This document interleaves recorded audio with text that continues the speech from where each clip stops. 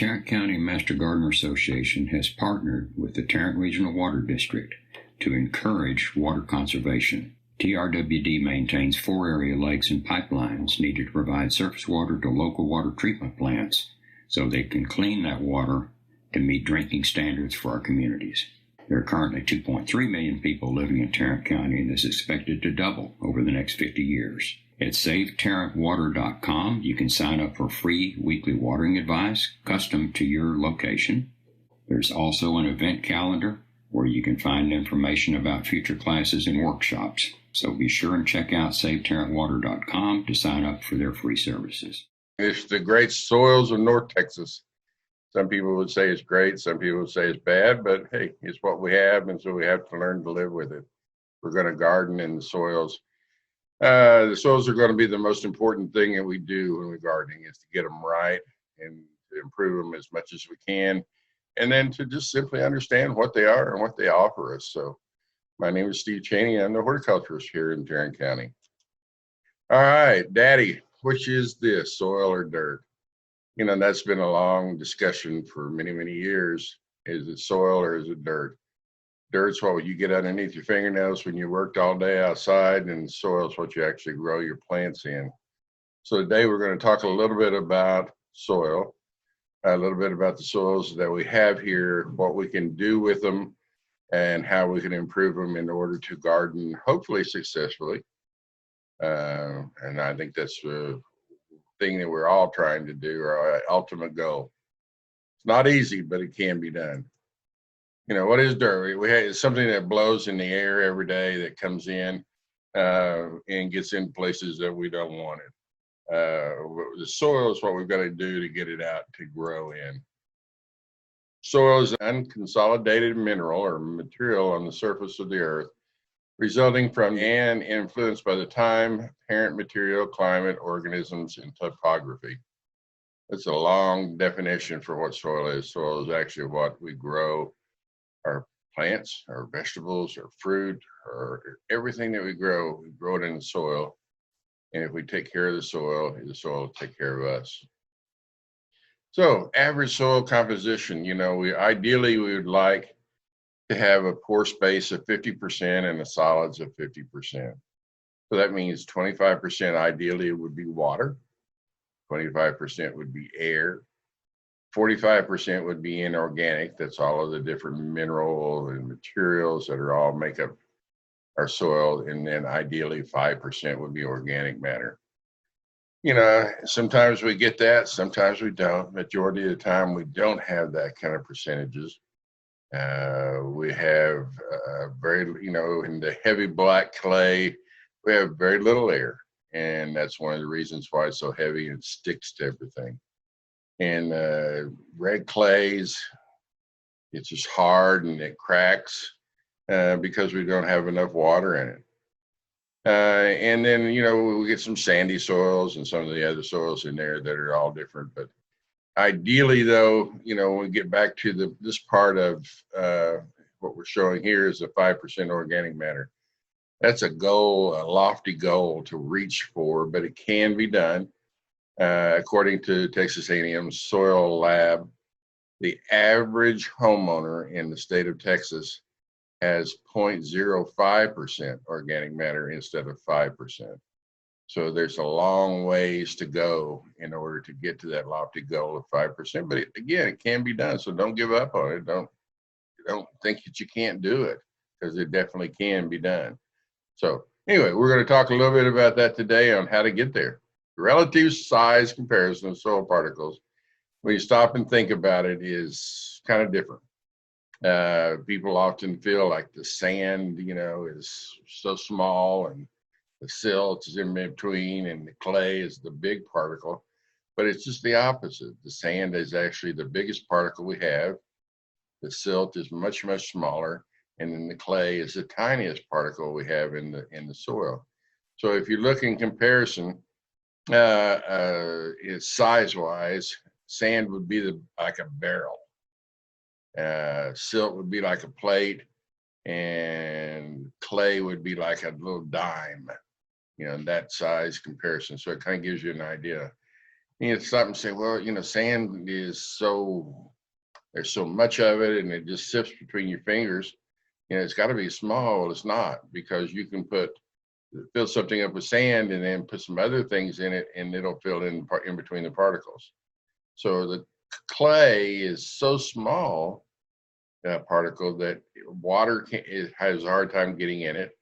Air has a hard time getting in it. Organic matter has a hard time getting in between the particles of clay. Soil triangle is something we often talk about when we look at soils, and the soil scientists are real high on this.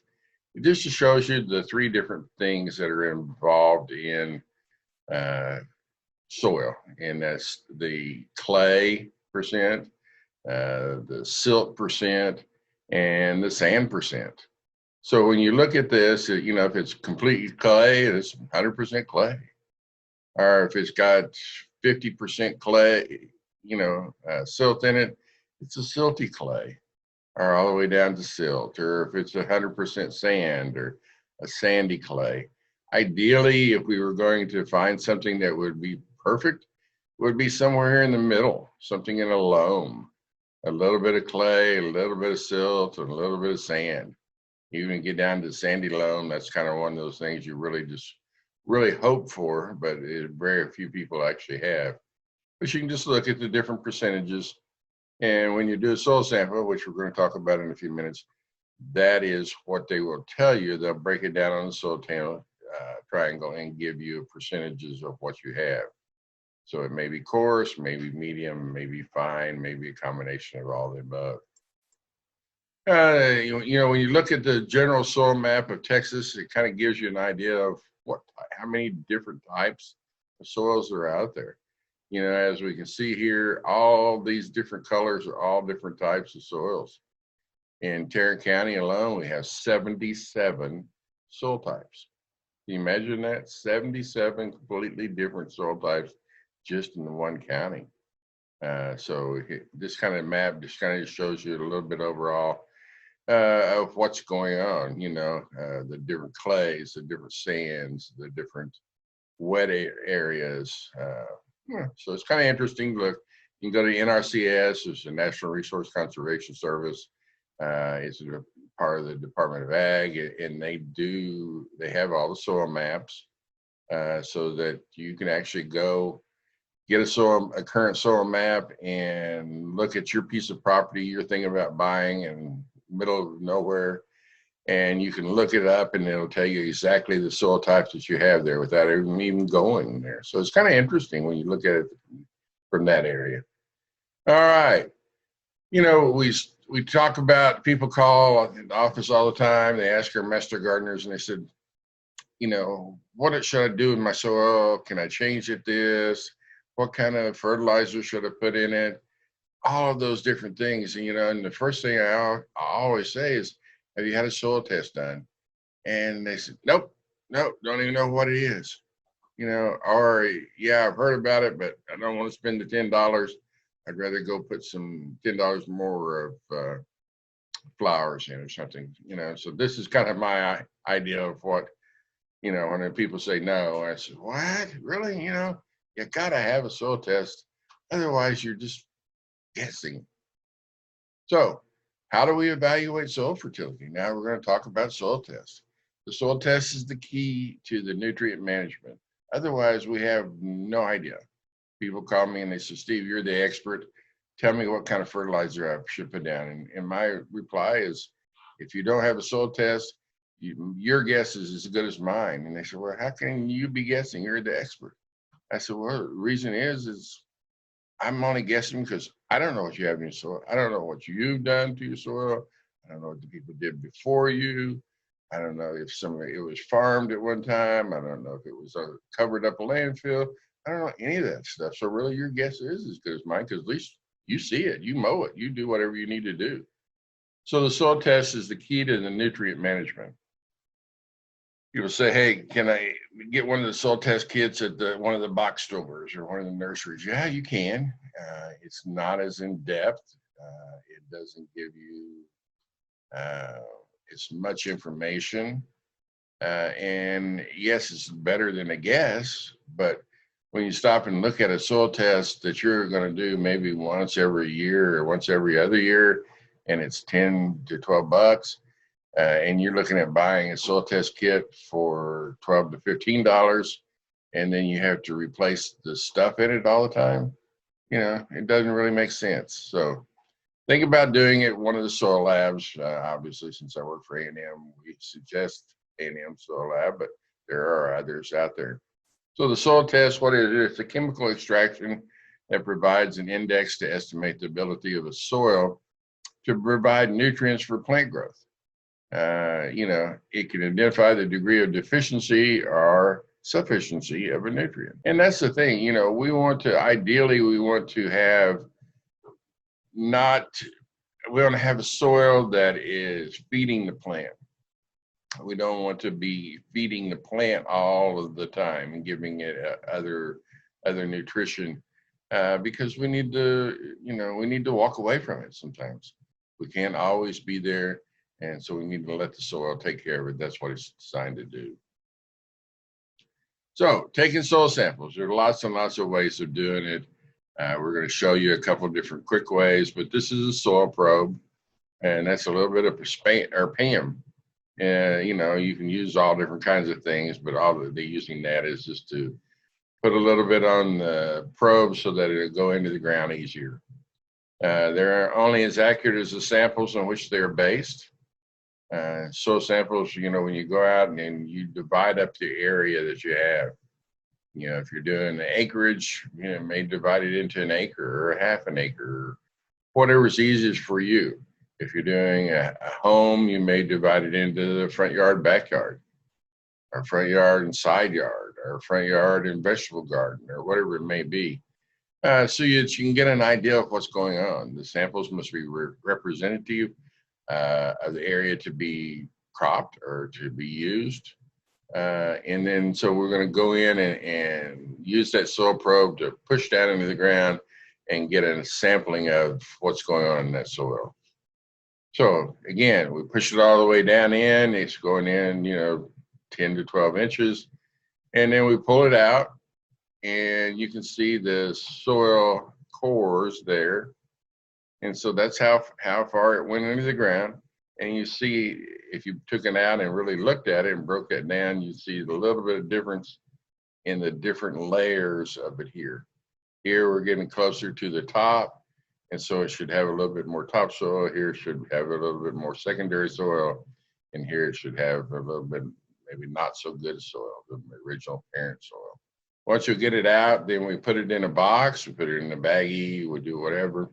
But the first thing is that we put it in a big box or a bucket and mix it up really good, because you don't want to take just one sampling, because you might, tell them what you did. So front yard, maybe 6, 8, 10 samples, put them in a bucket, mix it up real good, and then take that one sampling out of here. So it's a composite or homogeneous sampling of your front yard or your pasture or your backyard or your vegetable beds or whatever.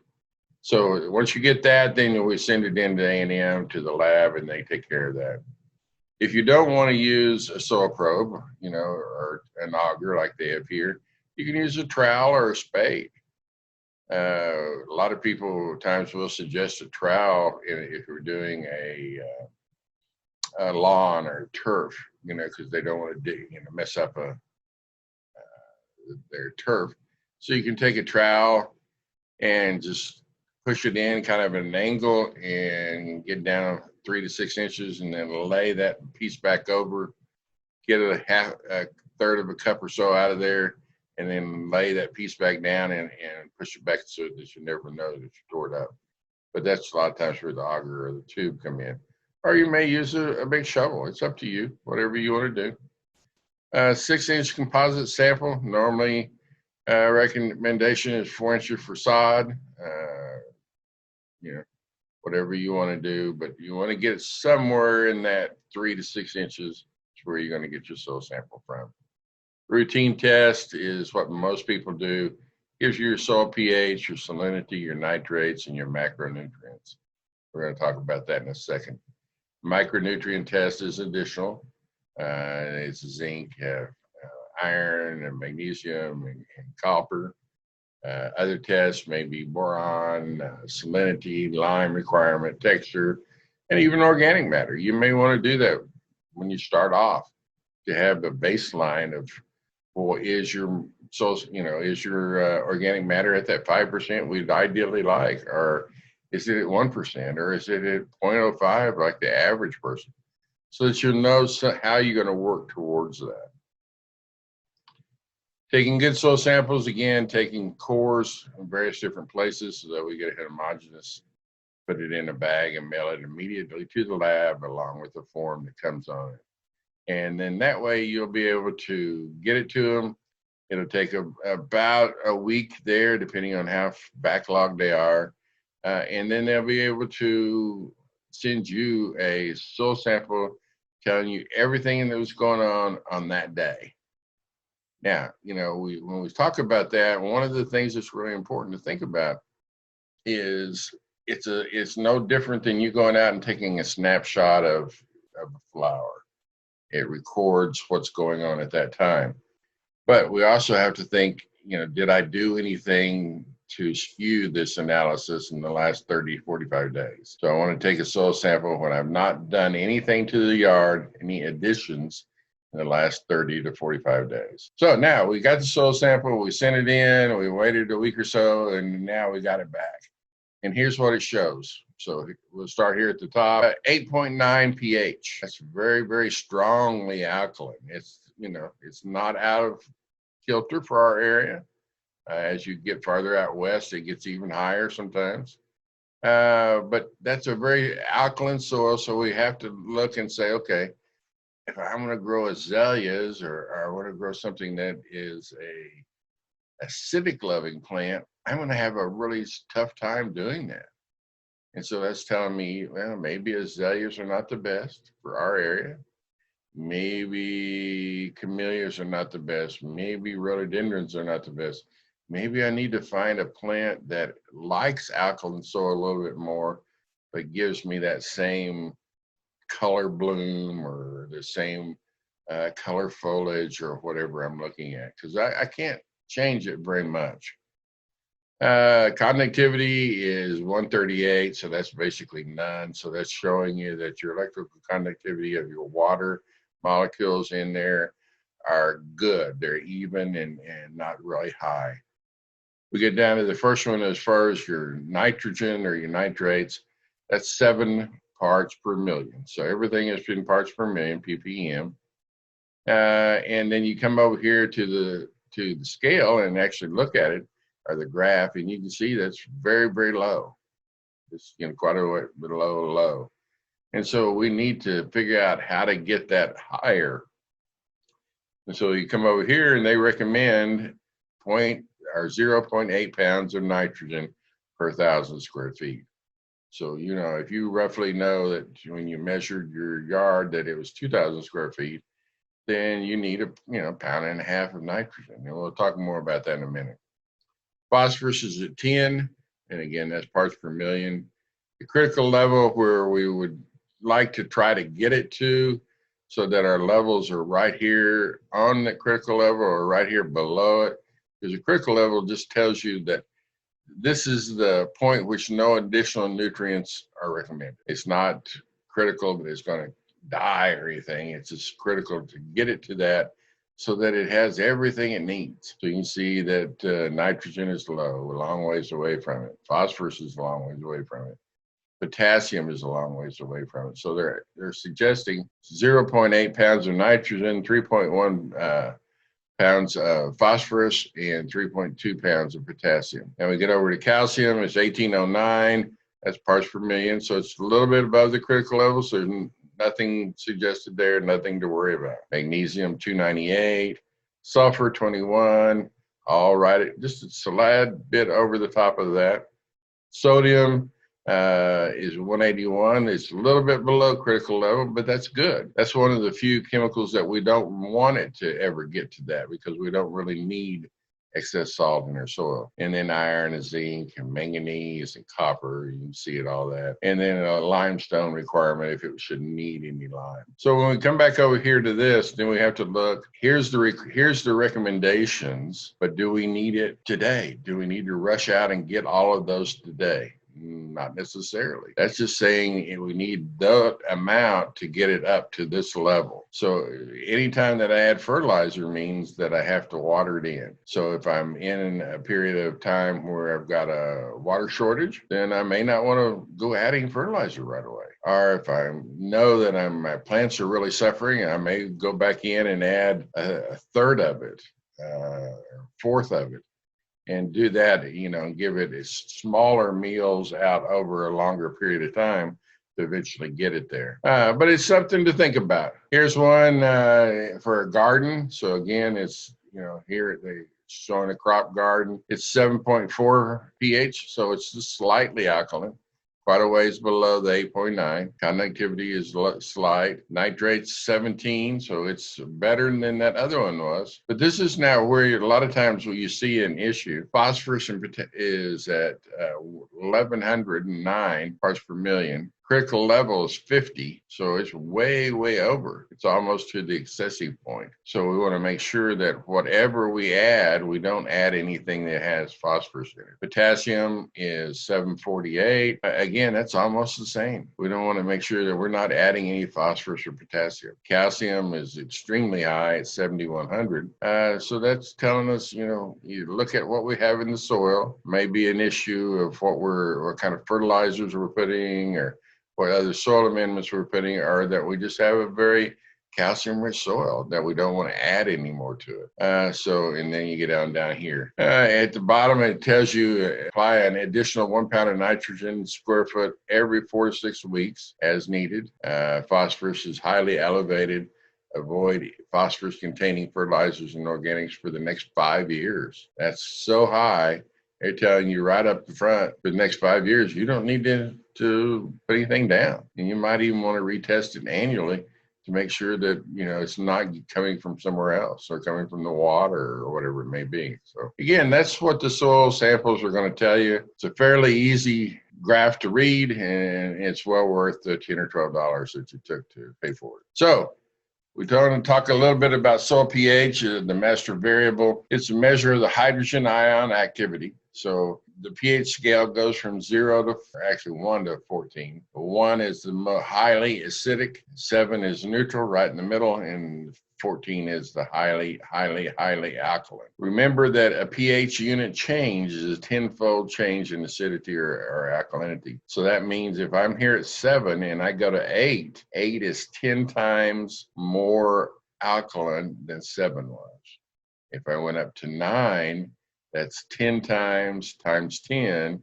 So 9 is 100 times more alkaline than 7. And consequently, if I went back the other way, it would be 10 times, 6 would be 10 times more acidic, 5 would be 100 times more acidic. So it's kind of something to think about. Again, we cannot change this very much at all. Over a long, long period of time, we can change it a tad bit. Over a short period of time, we're really not going to change it. So there's no sense if I'm up in that 8.9, like in that first soil sample, way up here, there's no sense in ever thinking that I'm seriously going to be able to grow a highly acidic plant unless I put it in a container where I can control every bit of it. And then I'm still going to struggle because of the heat and the water differences and all those things. Why is it called a master variable? Well, soil pH does so many different things.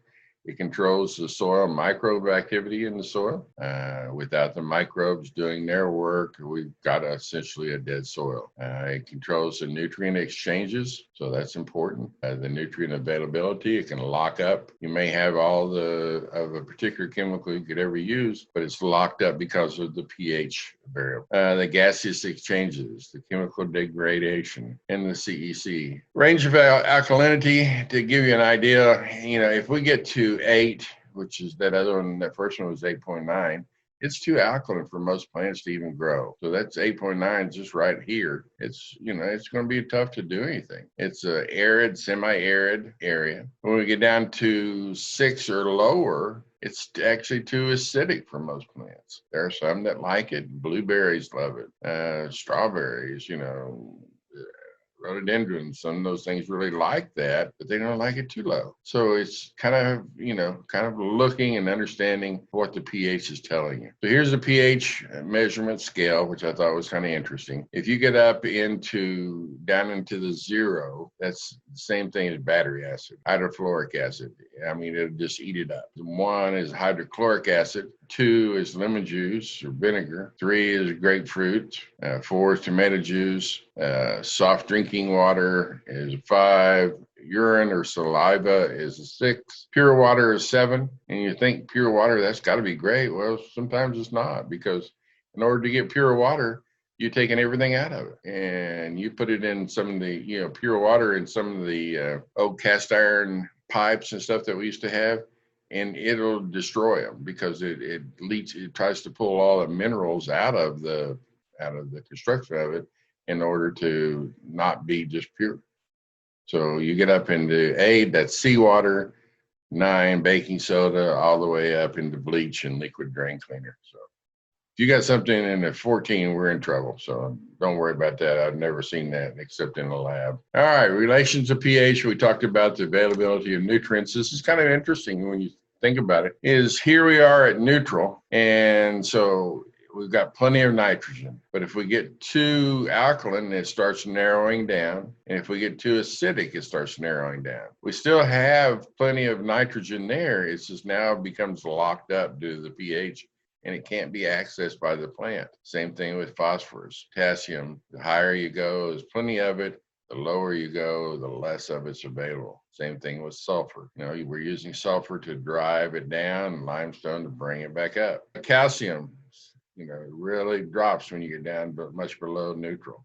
Magnesium, molybdenum, iron. And iron's I always thought was kind of funny, is that the higher the alkalinity becomes, the harsher, less amounts of iron are available. But when we look at the really high alkaline soils, the majority of them are red. And you think, okay, well, why are they red? It's because they have an excess amount of iron in them. But as you can see, neutral's here, 7, and basically from 7 up, there is no iron available. So it just locks it up because of the pH. And so that's where we have to do iron amendments in order to keep it from having an iron issue. Same thing with manganese, boron, copper, and zinc here. All right, now we talked about soils, we talked about dirt, we talked about pH, we talked about soil samples. Now, okay, we're going to talk about how do we fix it. So here's some of the types of soil and natural amendments for making your garden healthy and ready to go. And I think most people really like these natural amendments.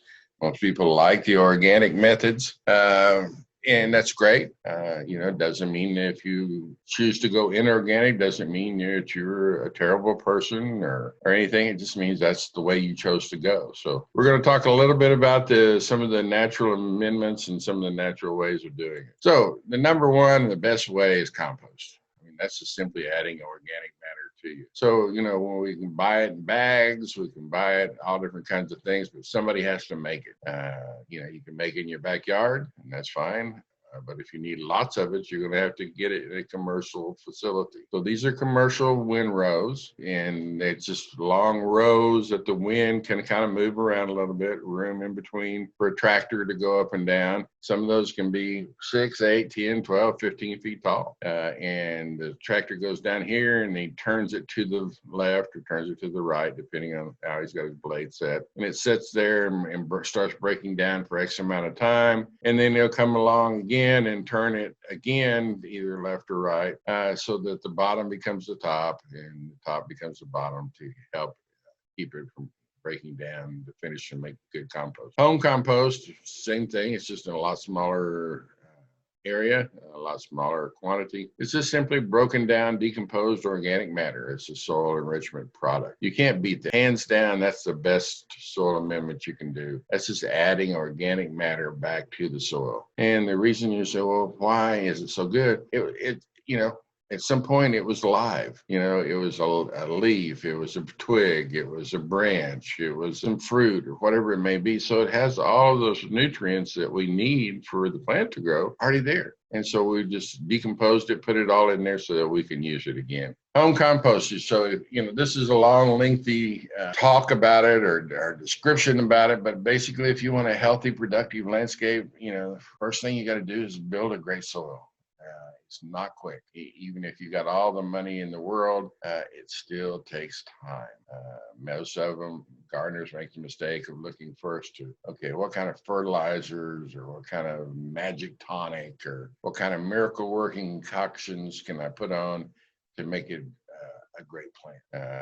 That's all I worry about. I'm not caring about anything else. But there's no long-term substitute for proper soil building. If it's poorly drained, if it's acidic, if it's alkaline, if it's compacted, it's low in organic matter or has poor structural characteristics, it doesn't matter how much fertilizer you add, the end results are going to be disappointing. I might be able to get, by doing all those things, I might be able to get some carrots, but, the second set of carrots or the third set of carrots, it's going to get back to being nothing because I can't add it all the time. So I need to figure out how to get soil good, and that's through the use of compost. Goal is to build it that needs few additional inputs rather than something that's always looking for a quick fix. Gardeners who want to get garden naturally are willing to build it over time. They recognize the value of doing it. It's like the old farmers, they didn't start and have a whole bunch of quick things. They say, okay, I've got to put some stuff in here and I've got to follow the method, and it's going to take me a while to get to it. But once I get to it, the value is they're going to be there. And so they enjoy the benefits for years to years of coming of great soil, healthy plants, and productive gardens. All right. So one of the things that we can do once we have the compost, and this is a lot of people talk about this, is compost tea. And you think, okay, what is compost tea? It's just compost. It's diluted in water. You get all the nutrients out of it, and you put it in something that you can spray it instead of having to shovel it. So here is a compost tea digester, more of a commercial situation. And it's kind of, people say, well, tell me more. And it's kind of like making the old thing of making sun tea. When we were kids, they put the tea and the water and all the stuff in great big glass jugs and put it out in the sun and let it sit out there all day and to make tea. Same kind of thing. We put the compost in, we put it in some kind of a bag, just like a tea bag would be. We put it in with water and we put it out in sunlight and close it up, and then we let it go and let it leach all that good stuff out of there. And so it becomes something that we can easily apply.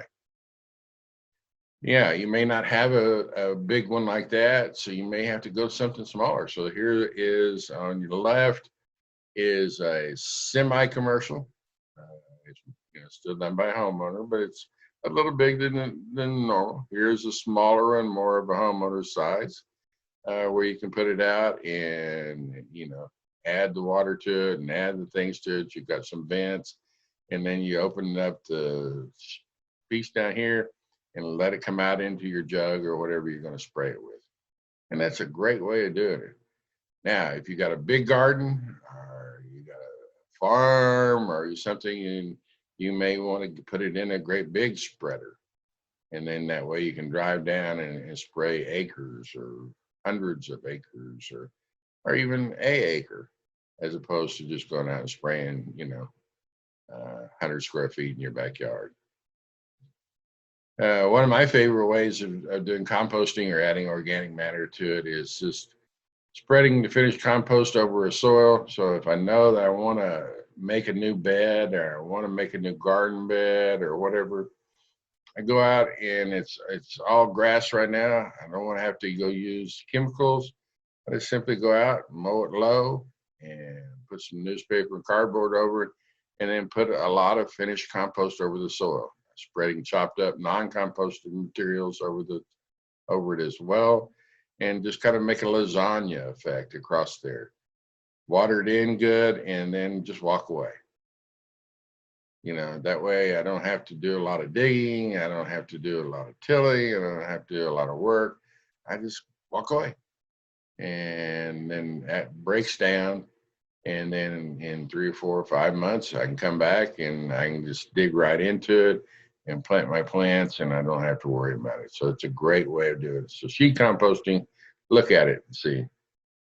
So we talk, soil amendments. What's the best? Obvious organic matter is, as the decaying remains of plants and animals, as it decomposes, it releases all the nutrients that we need that are absorbed by the soil-dwelling microorganisms and bacteria.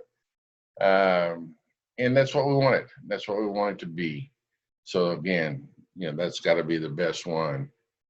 But there are plenty more. So we can do compost. We could do shredded tree barks. We could do sphagnum peat moss. We can do manure. You want to watch when you're doing manure that we suggest the cow, sheep, chicken, horse, rabbit. And the simple reason is because all of those animals eat other grains and other plants. We try to stay away from the manure from a meat eater or carnivore. It's not that it doesn't work, it just has a lot of other things that can sometimes cause issues. Leaf mold, maybe even a little bit of wood ash. If it gets a really cold winter and you burn a lot of firewood, then you may have some ash, and what are you going to do with it? But be sure and put this sparingly, because it can really cause an issue if you're not careful. All right, how do I turn good clay, or is it good? But that's primarily what we have. How do I turn it into a growing soil? So get your soil tested, add the suggested amendments to your soil that the soil test tells you. Clay soil may also need some secondary macronutrients such as calcium or sulfur or magnesium. Again, the soil sample will tell you that. Consider using a winter cover crop such as annual rye or any legume over it, so that it sets there growing something during the winter, but something that's going to push something back into the soil. It's going to put nitrogen back in the soil. It's going to put minerals back in the soil. So we're not harvesting it. We're simply growing it so that we can turn it back under in the soil.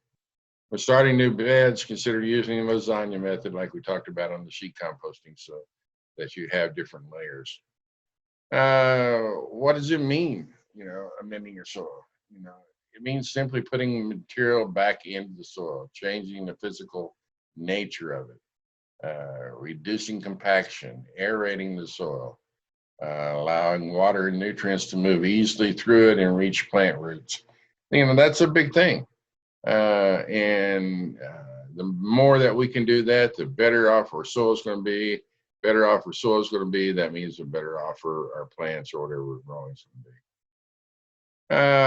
What soil amendments do you need? We talked about compost. We talked about compost tea. But we talked about a lot of different things, but there are plenty of other things there. So lime, it raises the soil pH, and maybe you're in the oddball category in our area in North Texas that actually has a low pH.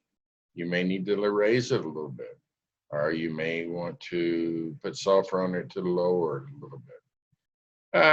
You may increase the acidity with using a little gypsum. It improves aeration of compacted soils, helps it to drain better. Perlite improves aeration, drainage. Vermiculite improves moisture retention and aeration. So there's lots of different things you might think of. You may want to have some different kinds of fertilizers. This is just a small list of some of the natural fertilizers that are out there.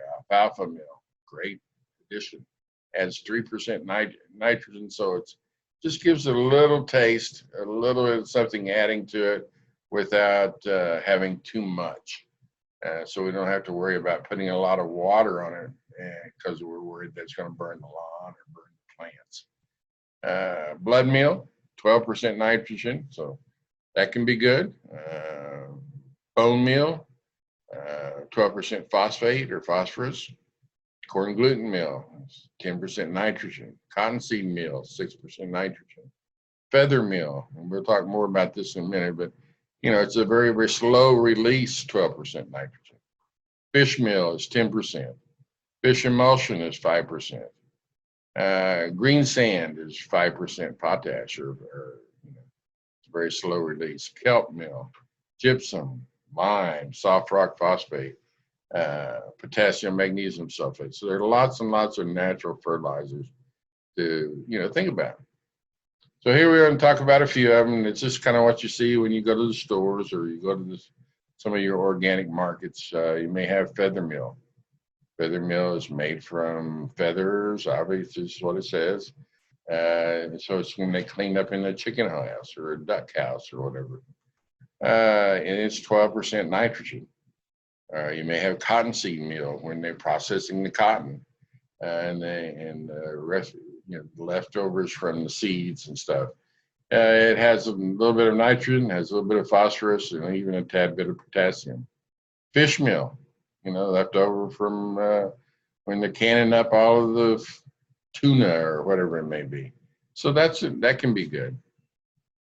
A lot of people talk about adding humic acids back to it, and that can be good. And on a big thing, it's a natural, highly concentrated source of humic acids, ideal for use on fields and turf.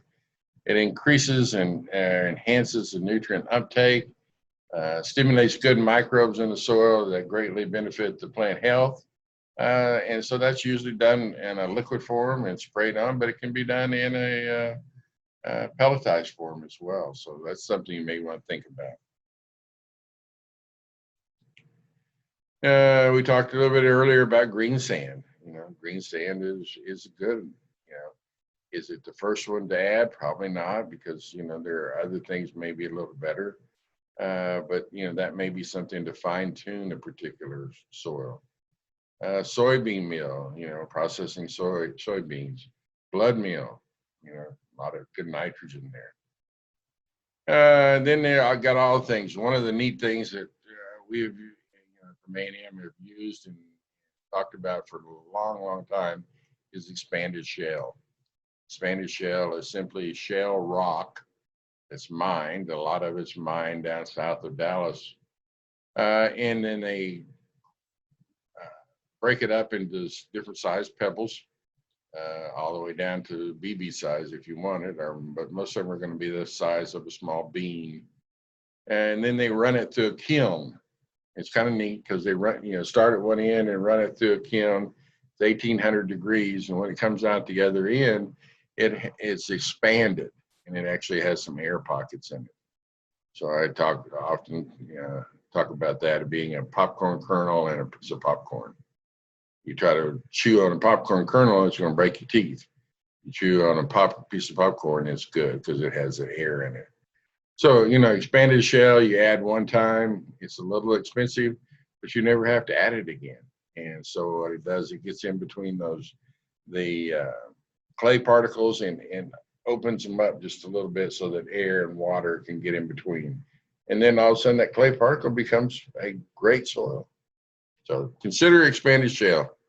Rock phosphates, lava sand. A lot of people like lava sand. Texas green sand. Dry molasses, it's a sugar that you add to your soil. It can be good.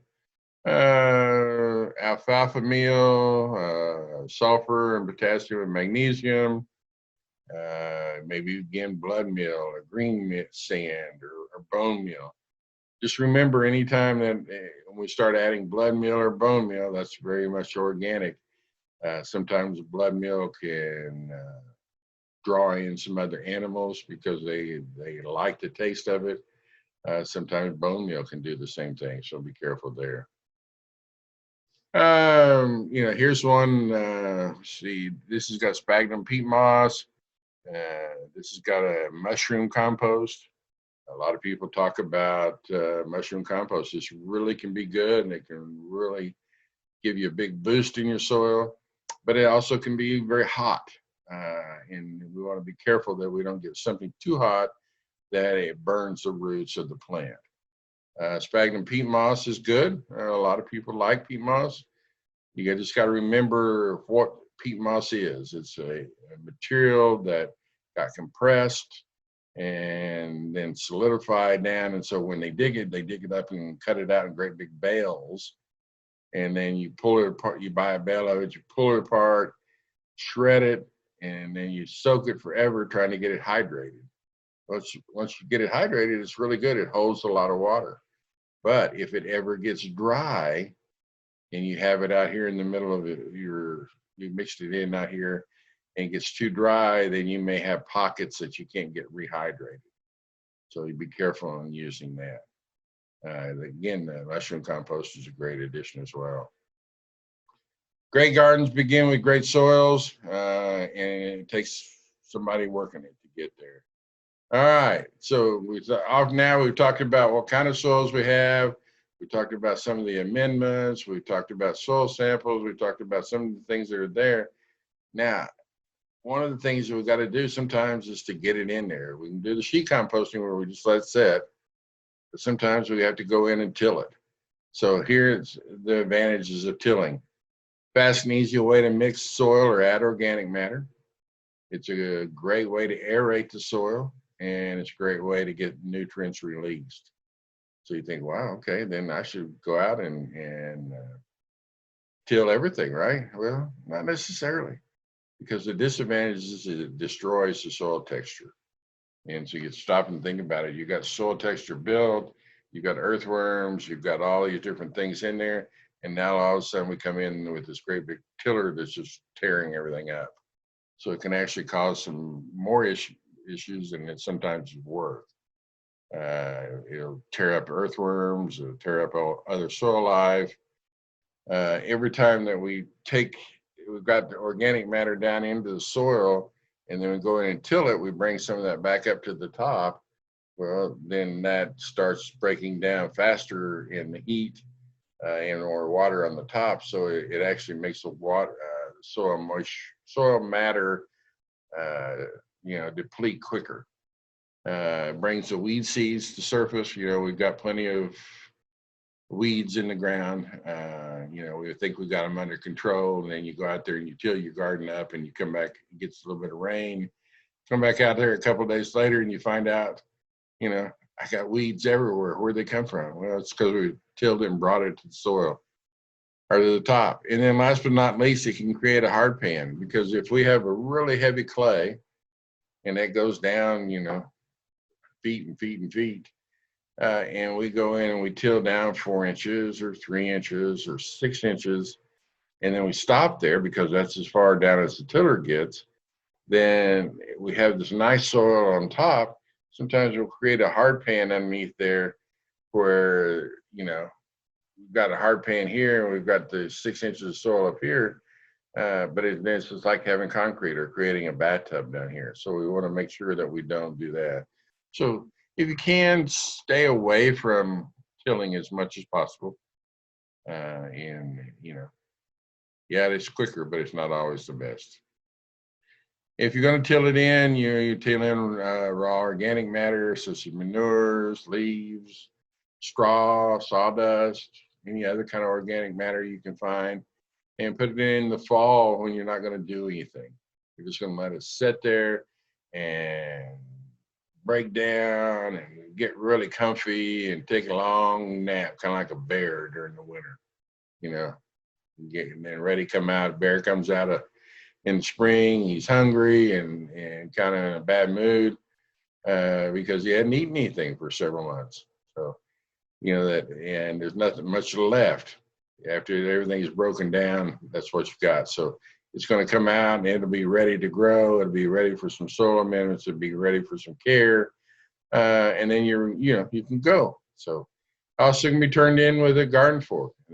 Sometimes that's better than using a tiller. Mulching it, once you get it all amended and you get everything ready and you get it planted, and you got to mulch it.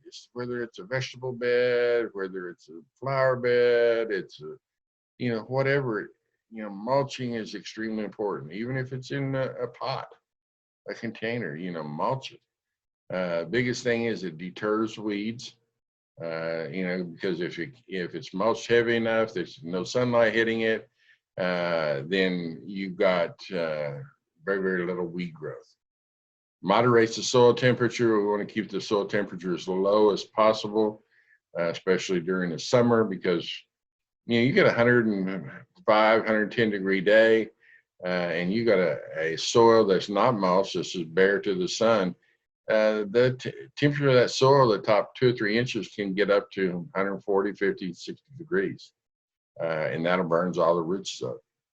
It protects the soil structure, helps prevent erosion, acts as barrier between soil-borne disease organisms and plants, conserves soil moisture, which we definitely need, so that we can mediate that soil temperature, moisture at all times. Enables the roots to use the top portion of the soil, keeps produce clean in vegetable gardens, and increases the number and activity of beneficial microbes in the soil. Because that mulch ends up breaking down, and you've got a ready-made compost right there waiting for you. All right, you want to protect your healthy soil. You may want to add some additional organic matter. You may want to use organic fertilizers or non-organic fertilizers. And there's always that discussion, which is best. That's up to you. There's no better way. There's no best way. Because if you break it down into the purely scientific form, the plant does not know the difference between an organic or a non-organic fertilizer. It has to chemically change what's in there in order for it to be able to be uptaken in the form that the plant can take. Now, is a organic fertilizer better for the environment? Quite possibly. Is it better for what you're eating or consuming? Quite possibly. But again, if you choose to go organic, that's great. If you choose to go inorganic, that's fine too. The world's not going to end.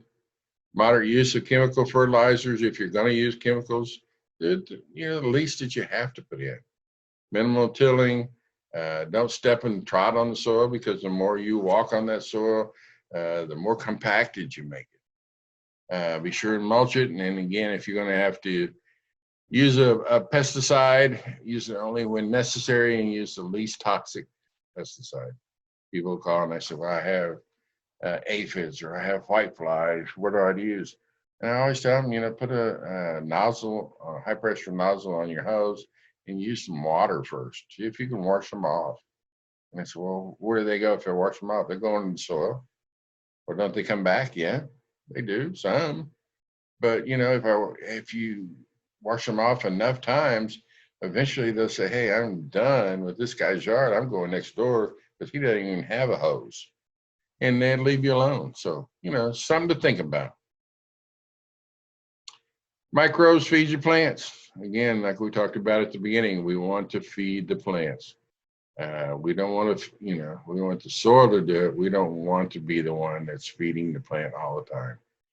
There's a lot of ways of doing it. In additional, if you don't want to use fertilizers, you don't want to use all those things. So a lot of times we'll do cover crops that let the plant itself fertilize the soil and to help amend the soil. Peanuts are a great thing. We grow this big heavy cover crop of peanuts. We harvest a few peanuts or get what we want. And then at the end, we turn all of this nitrogen fixating material all back into the soil. And then it just breaks down and becomes compost and enriches the soil. We may want to do other green manure crops, hairy vetch. We may want to do ryegrass or cereal ryegrass. Let it grow, and then when it's time to put it under, you just till it back under or turn it back under, and away you go. And it has helped her a lot. Continuous mulch technique is a different way of doing it. You just keep mulching over your beds and in the walkway year after year after year after year with just leaves or whatever clutter you might have. and it just gradually turns into compost over the years. The neat thing about it is you got a place to walk that you're not compacting the soil too. You don't get your boots as dirty. And so here is a way of doing just in-garden composting where you're just taking rows of it and we're not planting and just putting leaf litter.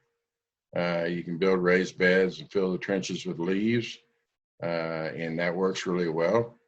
There's lots and lots of leaves there, and then you just keep packing them in. So when you're walking on them during the winter, it keeps your boots dry, not muddy, and then you grow in that raised bed. And then the following year, you just turn it back over the other way. So you can walk on them. You can add more leaves as the walkway sink down over time. That's a lot better than sending the leaves to the landfill. It creates an all-weather walkway. After a few months, the walkway organic matter is decomposed and ready for use as mulch or a soil amendment. It's a great way of doing it. It's inexpensive, and you just dig it up and use it. Here it is, the original soil there. Compost may be used in garden, hauled to another spot, and then you just do it again. Refill the trenches, add more leaves, other organic matter, and begin that cycle all over again. So we've got bad soil. Here's where we started. Here's where we are when it's all over. Something that'll grow, something that'll keep everything healthy, and something that you can enjoy. So you got to tell me. You want your yard to look like this, or you want your yard to look like this. Healthy soils are not an accident. It takes work, it takes time.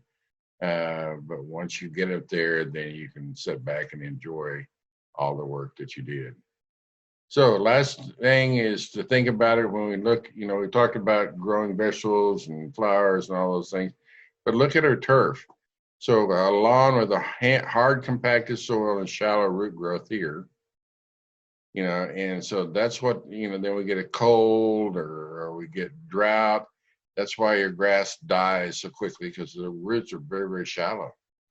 If you go in and amend it and aerate it down, pour some cores out, put some soil amendments down in there, then now all of a sudden that is much healthier turf. The roots can grow, look at there, 1, 2, 3, 4 times as long, and it's deep, and so they're healthier. So that's a great way of doing it, just by adding some soil amendments to whatever you're doing. Links you can use. We wanted to kind of finish it up by just kind of telling you some of the things. All the latest and greatest AgriLIFE extension publications are at http://publications.tamu.edu. And if you don't want to remember all that stuff, just put publications.tamu.edu. Just about anything that you can think of, whether it be apples or oranges or carrots or whatever, you can just put in that word and then .tamu.edu and let the power of the computer take you right to it. If you want to go do soil testing, you can go to the soil testing lab. They also do water testing and forage testing. So just simply put soil testing, all one word, .tamu.edu. You can go there and find all the forms you need. Do it any middle of the night if you're interested, instead of having to wait and call us at the office. We'll be glad to send it to you, but you can download it straight from there and it tells you how to do it. So last but not least, that's it, folks. That's it in a nutshell on how to take the soils of North Texas, make them useful, make them something that you can enjoy. And takes time. Not necessarily a lot of money, but it takes time. But if you take the time to do it, you'll enjoy it. And that's it.